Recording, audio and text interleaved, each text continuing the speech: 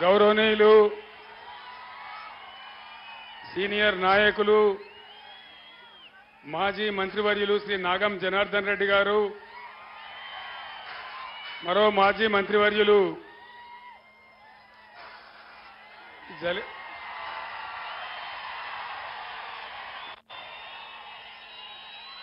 జలెటోడు మనోడేనా? ఆయన ఆగబట్టు మాజీ మంత్రివర్యులు నిరంజన్ రెడ్డి గారు, శాసనసభ్యులు విజయుడు గారు, కృష్ణమోహన్ రెడ్డి గారు, మాజీ శాసనసభ్యులు, శాసన మండలి సభ్యులు, స్థానిక సంస్థల ప్రజాప్రతినిధులు, ఈరోజు ఇంత ఆవేశం ప్రదర్శించి నాగర్ కర్నూలు పార్లమెంటు నలుమూలల నుంచి తరలివచ్చి ఇంత ఉవ్వెత్తున ఉద్వేగభరితమైన స్వాగతం తెలియజేసిన నా అన్నదమ్ములకు, అక్కా చెల్లెలకు అందరికీ నమస్కారాలు. ఈరోజు చాలా గొప్ప దినం. తెలంగాణ రాష్ట్రం ఆవిర్భవించిన దినం, పార్టీ పుట్టిన దినం. తెలంగాణ రాష్ట్రానికి శంకుస్థాపన జరిగిన రోజు. కరెక్ట్గా 23 ఏళ్ల క్రితం తెలంగాణ సాధించాలని ఆనాడు పిడికెడు మందితో గుండె ధైర్యం తెచ్చుకొని తెలంగాణ ఆంధ్రప్రదేశ్ నుంచి బయట పడితే తప్ప బాగుపడదనే ఉద్దేశంతో, ఉక్కు సంకల్పంతో మనం యుద్ధాన్ని ప్రారంభించిన రోజు ఈ రోజు. బీఆర్ఎస్ పార్టీ పుట్టిన రోజు. బీఆర్ఎస్ పుట్టినాం, పెరిగినాం, మహాసముద్రమైనాం, ఉప్పెనలాగా ఉద్యమం నడిపినాం. ఆ సందర్భంలో కూడా నేను చాలాసార్లు నాగర్ కర్నూలు రావడం జరిగింది. ఆ ఉద్యమం 14 సంవత్సరాలు పూర్తయ్యే టైంలో నేను ఆమరణ దీక్షకు పూనుకొని కేసీఆర్ సచ్చుడో తెలంగాణ వచ్చుడో ఏదో ఒకటి తేలాలని ఆనాడు అక్కడ నేను దీక్షకు పోతే నన్ను పట్టుకపోయి ఖమ్మం జైల్లో వేసినారు. మీరంతా కూడా ఉప్పెనలాగా విజృంభించినారు. నిరాహార దీక్ష శిబిరాలు యాద్ చేసుకుంటే ఒక ఉప్పెన లాంటి బ్రహ్మాండమైన సన్నివేశం. చివరికి కష్టపడి తెలంగాణ తెచ్చుకున్నాం. ప్లీజ్ తమ్ముడు 15 నిమిషాలు మాట్లాడతాను, నేను నినాదాలు లాస్ట్లో చెప్దాం. తెచ్చుకున్న తెలంగాణ ఒకటే మాట నా గుండెలో ఎప్పుడు కూడా ఉంటుంది. నేను మహబూబ్ నగర్ నుంచి ఎంపీగా, పార్లమెంట్ సభ్యునిగా ఉన్నప్పుడే ఈ తెలంగాణ రాష్ట్రాన్ని మనం సాధించుకున్నాం. ఆ గౌరవం చరిత్రలో ఎప్పుడు కూడా మహబూబ్ నగర్ జిల్లాకే ఉంటుందని నేను మనవి చేస్తా ఉన్నా. తెచ్చుకున్న తెలంగాణ ఒకటే ఒక మాట, కులం లేదు, జాతి లేదు, మతం లేదు, అన్ని వర్గాల ప్రజలను కోడి పిల్లలు దాదుకున్నట్టుగా 10 ఏళ్లు ఈ గులాబీ జెండా నీడలో బ్రహ్మాండంగా అన్ని వర్గాలను కూడా చేరదీసి బ్రహ్మాండంగా చేసుకున్నాం. అంతకుముందు 50 ఏళ్లు కాంగ్రెస్ తెలుగుదేశం పాలన ఉంటే పాత మహబూబ్ నగర్ జిల్లాలో ఒక్క మెడికల్ కాలేజ్ అన్న వచ్చిందా? ఇవాళ ఎన్ని వచ్చినాయి? 5 మెడికల్ కాలేజీలు వచ్చినాయి. బీఆర్ఎస్ రాజ్యంలో 5 మెడికల్ కాలేజీలు వచ్చినాయి. ఇంతకుముందు నేను వస్తుంటే ఆ మెడికల్ కాలేజీ దాటుకుంటా వచ్చిన నేను. ఇంకొక మాట చెప్తున్నా, గద్వాల ఎమ్మెల్యే కృష్ణమోహన్ రెడ్డి గారి తండ్రి చనిపోయినప్పుడు జిల్లా ఎమ్మెల్యేలందరినీ నేను హైదరాబాద్ పిలిపించుకొని నేను గద్వాల దాకా బస్సులో ప్రయాణం చేసిన. ఎట్లయింది నా పాలమూరు కండ్లారా చూడాలి, ఆనాడు వలసలు పోయిన పాలమూరు ఎట్లా అయింది, ఇప్పుడు ఎట్లా ఉన్నది చూడాలని చెప్పి బ్రహ్మాండంగా నేను హైదరాబాద్ నుంచి 200 కిలోమీటర్ల గద్వాల దాకా పోయినా. మర్రి జనార్దన్ రెడ్డి గారు, ఈ నాయకులంతా నాతో ఉన్నారు. ఆ రోజు చాలా ఆనందపడ్డా, నేను చాలా సంతోషపడ్డా. ఎక్కడికక్కడ వరి కోతలు, ఎక్కడికక్కడ వరి కోసే మిషన్లు, ధాన్యపు రాసులు, చాలా బ్రహ్మాండంగా నా హృదయానికి ఆనందం కలిగింది. నా పాలమూరు ఇంత బాగైంది అని చాలా నేను సంతోషపడ్డా. సరే, మంచి మాట. మొన్న అడ్డగోలు హామీలు ఇచ్చి దుష్ప్రచారాలు చేసి వాళ్ళ నోటికొచ్చిన మాటలు చెప్పి కేవలం 1.5% ఓట్లతోని కాంగ్రెస్ అధికారంలోకి వచ్చింది. ఎన్ని మాటలు చెప్పినారు? రైతు బంధు అందరికి వచ్చిందా? రాలేదా? అందరికి రాలే. అయా ముఖ్యమంత్రి, ఇది ప్రజల భాష, నేను ప్రజల మధ్య నిల్చొని మాట్లాడుతా ఉన్నా. రాలేదా రైతు బంధు? ప్రతి ఆడపిల్లకు 2,500 వచ్చినాయా? 2 లక్షల రుణమాఫీ అయిందా? కళ్యాణ లక్ష్మి తులం బంగారం వచ్చిందా? ఆడపిల్లలకు స్కూటీలు వచ్చినాయా? వరికి 500 బోనస్ వచ్చిందా? అది బోగసే అయిందా? అంటే ఈ విధంగా చివరికొస్తే ఎండింది ఎండంగా మా కష్టపడి రైతులు పండించి ధాన్యం తెచ్చి కొనుగోలు కేంద్రాలలో పెడితే దానికి కొనే దిక్కు లేదు. 20 రోజులైనా 15 రోజులైనా తప్పుడు వానలు వచ్చి తడిచిపోతా ఉంది తప్ప దానికి కొనే దిక్కు లేదు. ఇది ఇలా ఈ ప్రభుత్వం చేస్తున్నటువంటి పరిస్థితి. బీఆర్ఎస్ గవర్నమెంట్ ఉన్ననాడు, కేసీఆర్ ముఖ్యమంత్రి ఉన్నన్ని రోజులు ఒక్క ఏడాది లోపలనే కరెంటు బాగా చేసి 24 గంటలు కరెంటు ఇచ్చినాం. రెప్పగొట్టినంత సేపు కూడా కరెంటు పోలే. మళ్ళా ఈ కాంగ్రెస్ రాజ్యంలో కరెంటు పోతా ఉంది. మళ్ళా రాత్రిపూట బాయిల కాడికి పోవుడు, మళ్ళా తేలుపాములు గుట్టుడు. ఇప్పటికి 225 మంది చచ్చిపోయినారు తెలంగాణ రాష్ట్రంలో రైతులు. కొందరు ఆత్మహత్య చేసుకున్నారు, కొందరు కరెంటు షాటుకు చచ్చిపోయినారు, కొందరు పొలం కాడికి పోయి పాములు గారికి చచ్చిపోయినారు. రకరకాల బాధలు మళ్ళా తయారైనాయి. ఈ బాధ ఎందుకు వచ్చింది? దయచేసి ఆలోచన చేయండి. కేసీఆర్ పెట్టిందే కదా, ఉన్నదే కదా, వీళ్ళు కొత్తగా గడపార పెట్టి తవ్వేదేం లేదు కదా. ఇచ్చిన కరెంట్ ఐఎస్టీసీకి ఇయ్యచ్చు కదా. ఇయ్యాల రోజు ముఖ్యమంత్రి మాట్లాడతాడు, మంత్రులు మాట్లాడతారు. మేము 24 గంటల కరెంట్ ఇచ్చినామంటారు. కరెంటు పోతలేదంటున్నారు. కరెంటు చక్కగా వస్తుందా? రోజుకు 10 సార్లు పోతా ఉంది. నేను శ్రీనివాస్ గౌడ్ గారింట్లో, నేను మాజీ ఎమ్మెల్యేలు అందరం కూర్చుని మహబూబ్ నగర్ పార్లమెంట్ సమీక్ష చేస్తూ అక్కడ అన్నం తింటా ఉన్నాం. తక్కువని కరెంటు పోయింది. నేనంటే ఏమిరా ఇది, కేసీఆర్ని ఇబ్బంది పెట్టానని తీసేసిండ్రా, ఎందుకు పోతుందంటే వెంటనే వాళ్ళందరూ చెప్పింది, సార్ ఒక్కసారి కాదు రోజుకు 10 సార్లు పోతుందని చెప్పినారు. ఇగో ఇది ఈ పరిపాలన మీ కళ్ళారా చూస్తా ఉన్నారు. ఇంకొక మాట దయచేసి ఆలోచన చేయాలి. బ్రహ్మాండంగా మిషన్ భగీరథ పథకం పెట్టి ప్రతి ఇంటికి నల్లా ఇచ్చి మున్సిపాలిటీలలో రూపాయికే కనెక్షన్ ఇచ్చి ప్రతి పేదవాడింట్లో నల్లబెట్టి ఫ్రీగా పెట్టి బ్రహ్మాండంగా మంచినీళ్ళ సరఫరా జరిగింది కదా.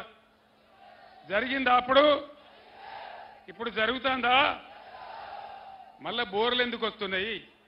మళ్ళా నీళ్ళ ట్యాంకర్లు ఎందుకు వస్తున్నాయి? మళ్ళా బిందెలు ఎందుకు మోస్తున్నాము? ఇక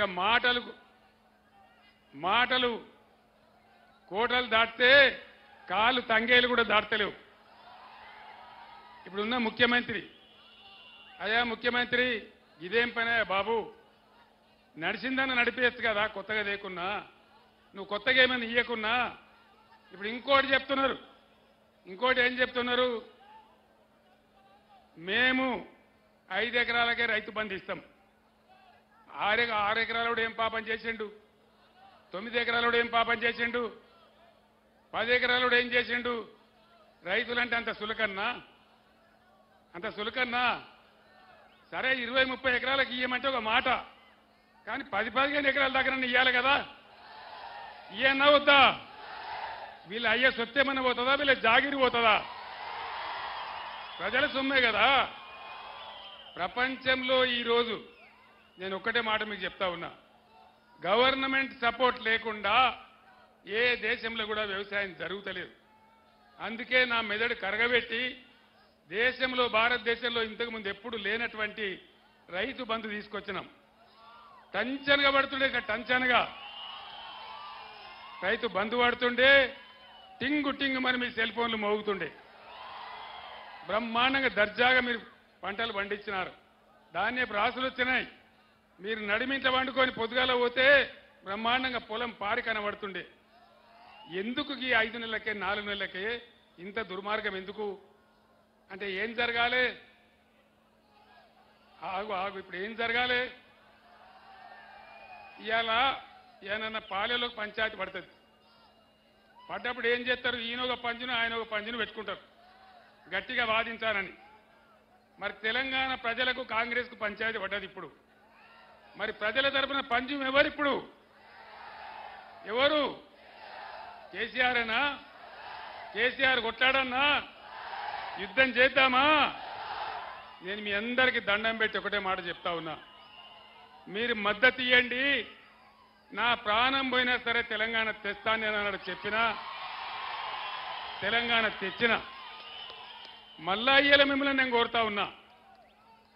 మళ్ళా మీతో నేను ఏం కోరుతున్నా అంటే, మీ తరఫున వాదించానంటే, ఈ దుర్మార్గ కాంగ్రెస్ ప్రభుత్వం మెడలు వంచానంటే నాకు మీ బలం ఇయ్యాలి.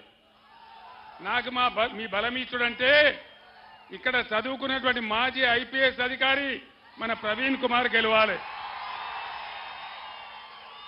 ప్రవీణ్ కుమార్ అల్లాటప్ప రాజకీయ నాయకుడు కాదు, బ్రహ్మాండమైనటువంటి మాజీ ఐపీఎస్ అధికారి. ఇప్పుడు ఏం మాట అన్నాడు? నాగర్ కర్నూలు నియోజకవర్గాన్ని ప్రపంచ పటంలో పెట్టే స్థాయికి తీసుకుపోయే బాధ్యత నాది అని ఆయన మాట్లాడినాడు. మరి ఆయన ఎవరో కాదు, అలంపూర్లో పుట్టిన బిడ్డ. సొంత గడ్డకు సేవ చేయాలని మీ ముందుకు వచ్చినాడు. దయచేసి మీ బలాన్ని ఇస్తే ప్రవీణ్ కుమారు, నేను, మిగతా బృందం అందరం కలిసి ఈ ముఖ్యమంత్రి మెడలు వంచి మన అన్ని హామీలు కూడా అమలు చేయిస్తామని మనవి చేస్తా ఉన్నా. ఆ శక్తి రావాలి, ఆ చైతన్యం రావాలి. కొంతమంది యువకులకు ప్లీజ్, యువక సోదరులకు నేను మనవి చేస్తా ఉన్నా, ఈ రాష్ట్రం మీది, ఈ దేశం మీది. బుద్ధితో ఆలోచన చేయాలి. ఒక ఉరవడిలో గాడపులో ఎటువంటి తట్టు కొట్టుకొని పోవద్దు. మీ ఫ్యూచర్ ముఖ్యం, ఈ రాష్ట్రం ముఖ్యం. ఓట్లు, ఎన్నికలు, నాయకులు వస్తూ ఉంటారు, పోతూ ఉంటారు. కానీ మన బతుకులు నిజం. మన బతుకులు నిజంగా ఉండాలంటే ఇంకో పార్టీ పోటీ చేస్తూ ఉంది.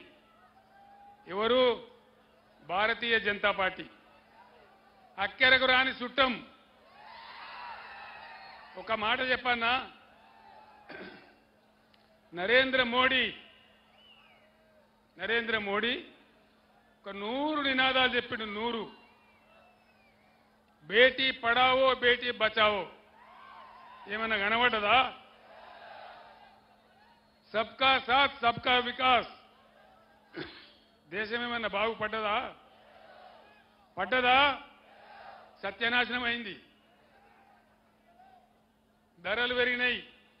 పెట్రోల్ ధర పెరిగింది, డీజిల్ ధర పెరిగింది, సిలిండర్ ధర పెరిగింది. సామాన్యుడు బతికే పరిస్థితి లేదు. మేక్ ఇన్ ఇండియా ఏమన్నా కనబడ్డదా? స్టార్టప్ ఇండియా కనబడ్డదా? డిజిటల్ ఇండియా కనబడ్డదా? వికసిత భారత్ వికసించిందా? దళితుల బతుకులు మారినాయా? పేదల బతుకులు మారినాయా? బుల్లెట్ ట్రైన్లు వచ్చినాయా? రైతుల ఆదాయం డబల్ అయిందా? అమృత్ కార్ వచ్చిందా? మరి ఎందుకు వేయాలి వీళ్ళకి ఓటు? ఇన్ని గ్యాస్ చెప్పడంలో కోటాయని మనం ఏమైనా నవ్వులేగలమా? పిచ్చోళ్ళమా? వీళ్ళు ఏం జరుగుతుంది? నిన్నెవరో గుజరాత్ ముఖ్యమంత్రి వచ్చినట్టు నాగర్ కర్నూలుకు. గుజరాత్కి వెళ్ళి రావన్నా మనకు ముఖ్యమంత్రి. 1500 మంది రాలే ఆయన మీటింగ్కు. చూసినారు కదా మీరు. నేను ఒక్కటే మాట మీకు మనవి చేస్తా ఉన్నా. చట్టం ప్రకారం, భారతదేశంలో ఉన్న చట్టం ప్రకారం ఏ రాష్ట్రంలో ఎన్ని జిల్లాలుంటే ప్రతి జిల్లాకు ఒక నవోదయ పాఠశాల ఇవ్వాలి. నవోదయ పాఠశాల ఇస్తే పేద పిల్లలు బ్రహ్మాండంగా చదువుకుంటారు. నరేంద్ర మోడీకి నేను 100 ఉత్తరాలు రాసిన, దండం పెట్టి అడిగినా, అయ్యా మాది కొత్త రాష్ట్రం, చట్టం ఉంది, చట్టం ప్రకారం రావాల్సిన నవోదయ పాఠశాల ఇవ్వమంటే ఒక్కటి కూడా ఇయ్యలే. ఆయన ఇస్తే ఇలా నాగర్ కర్నూలు నవోదయ పాఠశాల రాకపోవునా? వచ్చిందా? మరి ఎందుకు వేయాలి బీజేపీకి ఓటు? భారతదేశంలో 157 మెడికల్ కాలేజీలు పెట్టాడు ఆయన. నేనన్నా మేము కొత్త రాష్ట్రమయ్యా, మాకు ఒక 4 ఇయ్యలే, ఒక్కటి కూడా ఇయ్యలే. పాలమూరు ఎత్తిపోతల పథకం, దాంతో బతుకుతుంది పాలమూరు. ఇక్కడనే ఉన్నది మన వట్టెం రిజర్వాయర్. కొన్ని గ్రామాలు పోయినా నీళ్లు రావాలి, లక్షల ఎకరాలు వారాలని చెప్పి ఆరాటపడి కట్టుకున్నాం. దానికి జాతీయ హోదా ఇవ్వమన్నాం. కొత్త రాష్ట్రం కాబట్టి ఒక 25,000 కోట్లు సాయం చేయమన్నాం. 25 న్యాయ పైసలు కూడా ఇయ్యలే. ఉల్టా ఏం చేసిండు మోడీ? కేసీఆర్, నువ్వు రైతుల మోటార్ల కరెంటు మీటర్లు పెట్టాలి, లేకపోతే సంవత్సరానికి 5,000 కోట్లు నీకు ఇచ్చే గ్రాంట్ కట్ చేస్తాను. నేను చెప్పిన మోడీ గారు, నా తల తెగిపడ్డా సరే నేను మీటర్లు పెట్టాలని చెప్పి, నా రాష్ట్రంలో నా రైతుల కరెంటు కావాలి, ఆ బాధ ఏందో నాకు తెలుసు, నేను కూడా రైతునే, నేను మీటర్లు పెట్టాను. కానీ ఇప్పుడు ఏమవుతుంది? దయచేసి జాగ్రత్తగా ఆలోచించాలి. ఏమవుతుంది ఇప్పుడు? మళ్ళా మీరు బీజేపీకి ఒక్క ఓటు వేసినా ఏమంటాడు నరేంద్ర మోడీ? నేను మీటర్ పెడతానంగా కూడా నాకే గుద్దినరు, బరాబర్ పెడతా అంటాడు. అప్పుడే ఆడుకోవాలి మనం. అందుకే యువకులకు చెప్తున్నా, దయచేసి ఆలోచన చేయాలి. అందుకే ఏదో ఉన్మాదంలో పడి పోవద్దు. మన బతుకులు కావన్నా, మన పంటలు పండన్నా, మన పొలాలు బాగుండన్నా, ఈ నరేంద్ర మోడీ గాయి గత్తర కావన్నా ఏం కావాలి? దయచేసి మీ అందరితో నేను ప్రార్థిస్తా ఉన్నా, ఊరికే నినాదం చెప్పడం కాదు. ఇక్కడి నుంచి ఇలా పోయిన తర్వాత మీ గ్రామాలలో చర్చ పెట్టండి. మన కోసం ధనలాడే మన బీఆర్ఎస్ని కాపాడదామా, మన బతుకులు ఆగం చేసే వాళ్ళని కాపాడదామా అనే మాట గ్రామాన ప్రతి తల్లికి, ప్రతి చెల్లెకు, ప్రతి పెద్ద ఆయనకి చెప్పి దండం పెట్టి ఓటు అడగండి. ప్రవీణ్ను బ్రహ్మాండమైన మేయర్తో గెలిపించండి. మన హక్కులన్నీ కాపాడుకుందాం, అన్ని కాపాడుకుందాం. ప్రవీణ్ అంటే ఎటువంటి వ్యక్తో మీకు ఒక్క మాటలో నేను చెప్తా. నేను ముఖ్యమంత్రి అయినాక ప్రవీణ్ని పిలుచుకున్నాను నేను. ప్రవీణ్ గారు, మీరు గురుకులాలు మంచిగా నడుపుతున్నారు, ఇంకా బాగా నడపాలి, మీకు బడ్జెట్ ఎంత కావాలంటే తీసుకోండి, వాటిని జూనియర్ కాలేజీలు కూడా చేయండి, బ్రహ్మాండంగా చేయమని చెప్పిన. తెలంగాణ గురుకులాలంటే ఇంటర్నేషనల్ స్కూల్స్ కు సమానం. అద్భుతమైనటువంటి డాక్టర్లు, ఇంజనీర్లు, ఐఐటీలు, ఐఐఎంలు, ఐఏఎస్లు, పైలట్లు, హిమాలయ పర్వత శిఖరాలు ఎక్కిన బిడ్డలు, అక్కడి నుంచి ఎవరెస్ట్ శిఖరాలు ఎక్కిన బిడ్డలు ఆ గురుకులాల నుంచి పుట్టించిన వ్యక్తి ఎవరు? మన ఆర్ఎస్ ప్రవీణ్ కుమార్. ఆయనకు ఒక కమిట్మెంట్ ఉంది, దేశాన్ని బాగు చేయాలని ఉంది, అట్టడుగు వర్గాలను పైకి తేవాలని ఉంది, మన రైతులను కాపాడుకోవాలని ఉంది, మన రాష్ట్రాన్ని మేలు చేసుకోవాలని ఉంది. ఆయన ఆశామాషి వ్యక్తి కాదు, ఒక మాజీ ఐపీఎస్ అధికారి, ఉన్నత స్థాయిలో పనిచేసిన వ్యక్తి. ఇట్లాంటి వ్యక్తులు గెలిస్తే విచక్షణ ఉంటుంది, మంచి ఉంటుంది, చెడ్డ ఉంటుంది, అన్ని లాభాలు జరుగుతాయి. ఇటువంటి వ్యక్తి మళ్ళా దొరకరు. మామూలు నాయకులు దొరుకుతారు, కానీ ఇటువంటి వ్యక్తులు చదువుకున్న వాళ్ళు రాజకీయాలకు వచ్చి సేవ చేస్తామని వచ్చినప్పుడు గెలిపించుకోవడం మన బాధ్యత. हमारे तेलंगाना रियासत के हमारे मुसलमान बुजुर्गों को, भाइयों को और बहनों को मैं तहे दिल से सलाम करता हूं. भाइयों, एक बात सोचिए, आज तेलंगाना रियासत में क्या हो रहा है? దయచేసి ప్లీజ్ మాట్లాడేటప్పుడు డిస్టర్బ్ చేయదు. 5 నిమిషాలు. भाइयों, एक बात सोचिए गौर से. उस दिन जब तेलंगाना रियासत के लिए मैं जद्दोजहद के लिए निकला, कसम खा के निकला, अल्लाह पे भरोसा रख के निकला. उन दिनों में कहता था अल्लाह के घर में देर है लेकिन अंधेर नहीं है, उनका करम होगा और तेलंगाना रियासत बनेगा. उनका करम हुआ, अल्लाह का करम हुआ, हमको तेलंगाना रियासत हासिल हुआ. हिंदुस्तान में पहली बार, कहीं किसी रियासत में नहीं किया. हमारे मसाजिदों में नमाज पढ़ाने वाले इमाम साहब लोगों को और हमारे मसाजिदों में अजान देने वाले मौजम साहबों को पहली बार मैंने तनख्वाह शुरू किया. किसी रियासत ने नहीं किया. और तेलंगाना मुसलमान बच्चों के लिए, लड़कियों के लिए मैंने रेजिडेंशियल स्कूल खोला. आपके पास भी आया. कैसे अच्छा तालीम उन लोगों को मिल रहा है, ये आप देख रहे हैं। आज क्या हो रहा है हमारे रियासत में, ये भी आप देख रहे हैं। यहां टक्कर हमको बीजेपी को है, महबूब नगर में भी और यहां नागर कर्नूल में भी। मैं सच्ची बात बता रहा हूं। आप कहीं वहम में कांग्रेस को वोट देंगे तो यहां एमपी बीजेपी जीत जाएगा, कोई फायदा नहीं होगा, हमारे लिए बहुत बुरा होगा। इसलिए सारे मुसलमान दानिशमंद लोगों को, नौजवानों को, बुजुर्गों को मैं दरखास्त करता हूं, आज यहां बीजेपी नहीं जीतना चाहिए, यहां बीआरएस जीतना चाहिए, जो कि बीआरएस एक सेक्युलर पार्टी है, सेक्युलर तहरीक है। बिल्कुल एकदम जिंदगी भर के लिए हम सेक्युलर पार्टी बने रहेंगे।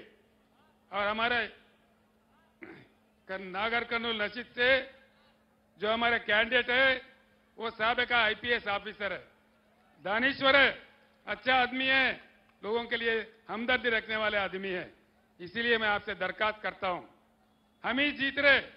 आज सुबह जो रिपोर्ट मिला मुझे, महबूब नगर और नागर कर्नूल दोनों नशिस्तों पर हम ही जीत रहे हैं, इसमें मुझे कोई शक नहीं है, बिल्कुल जीत रहे हैं। अगर आप लोगों का ताउन हो, भारी अक्सरियत से हमारे लोग कामयाब होंगे और आपके खिदमत में काम करेंगे। एक बात तो तय है, कोई कुछ कहे, मुद्दे लाख बुरा चाहा तो क्या होता है, वही होता है जो मंजूर खुदा होता है। इतना कहते हुए मैं आपसे रुखसत होता हूं। సోదరులారా, చివరిగా నాది ఒకటే మాట. ఆనాడు మీ అందరి అండదండలతోని 15 సంవత్సరాలు అన్నం తిన్నమో, అటుకులు బుక్కినమో, ఉపాసం ఉన్నమో, పోరాటం చేసి తెలంగాణ తెచ్చినాం. నా చావు కూడా తెగించి దీక్ష పట్టి తెలంగాణ తెచ్చినాం. కానీ ఇలా ఈ రాష్ట్ర ముఖ్యమంత్రి ఏం మాట్లాడతాడని సంస్కారం ఏంది? కేసీఆర్ నీ గుడ్లు వేకి గోటీలు ఆడుకుంటా,